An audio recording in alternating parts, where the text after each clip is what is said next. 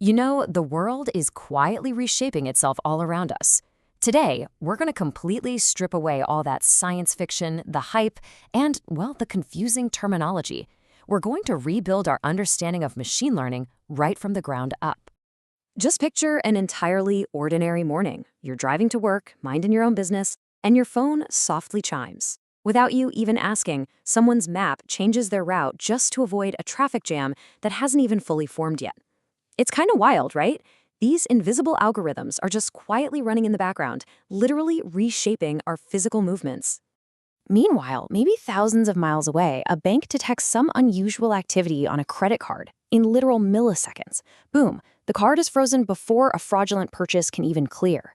It's this silent system basically standing guard, protecting us without our realization or any direct instruction from us. And then, as you finally sit down at your desk and pop your headphones on, a music app recommends the absolute perfect song for your exact mood. It feels a little uncanny, doesn't it? These perfectly timed interventions create a really powerful illusion.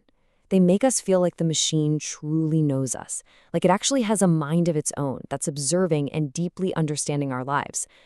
Which brings us to a really foundational mystery. The big question: how can a machine make useful decisions without actually understanding the world?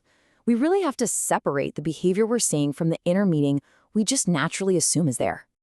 But wait a second, we use words like learning, training, and memory. I mean, those are distinctly human traits. When we hear those, we imagine curiosity, struggle, sudden moments of insight. So if a machine has absolutely no brain and no awareness, what does it actually mean for it to learn? Well, we really have to separate the machine from the mind. Think about a washing machine. It transforms dirty clothes into clean ones, or a calculator transforming numbers into results. A fruit sorter separates unripe mangoes from ripe ones based entirely on color and weight. They're all completely different machines, dealing with different materials, but they share the exact same deeper pattern. Input enters, a structure acts on it, and output appears. The machine transforms something, but it doesn't possess an inner mind. So, in the technical world, learning isn't some mysterious awakening of consciousness. Not at all. It is a strictly measurable process. A system improves its task performance by mathematically adjusting its internal settings, what we call its parameters, based on data or experience. A machine doesn't sit quietly in a corner and discover meaning. It simply changes a rule after examining a bunch of examples. But here's the catch. For a machine to actually adjust those settings, the incredibly rich, messy physical world of sounds, images, and text must first be translated into something it can actually process. It literally has to become math. This is what we call representation. Look at it this way. When we look at a cat, we see fur, we see whiskers, we maybe even remember the cozy feeling of a purr. But a machine? It just sees a giant grid of numbers that represent pixel intensities. Those numbers get processed layer by layer. They start from basic edges, move to shapes, and finally assemble into full objects. So it feels like completely effortless vision to us is, in reality, just vast geometry and probability.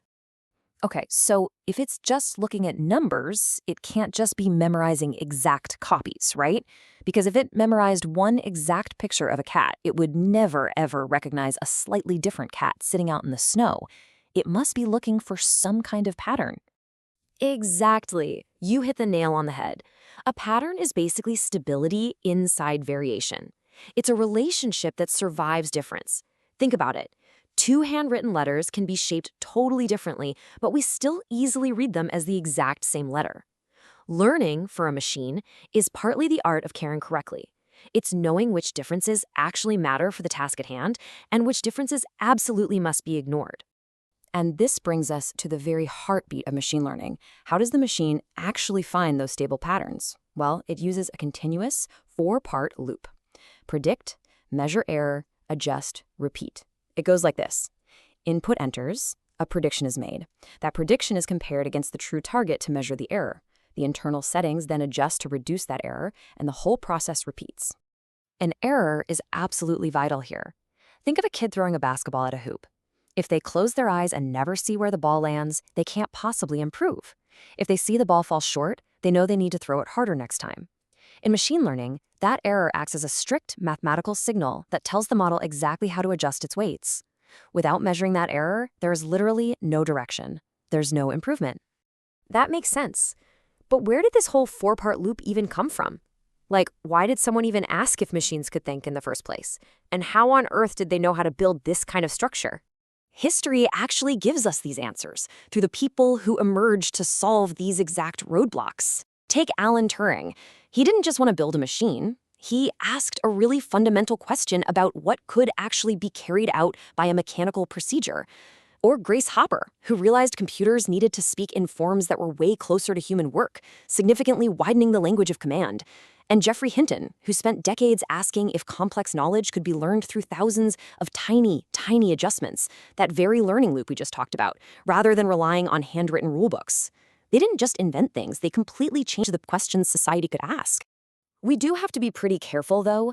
Recognizing a pattern is the beginning of learning, sure, but it is not the end of judgment.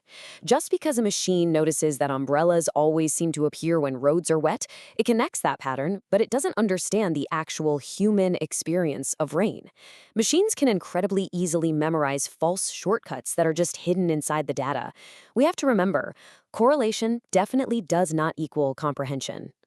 Because when a human thinks of fire, they instantly recall heat, danger, the flicker of light.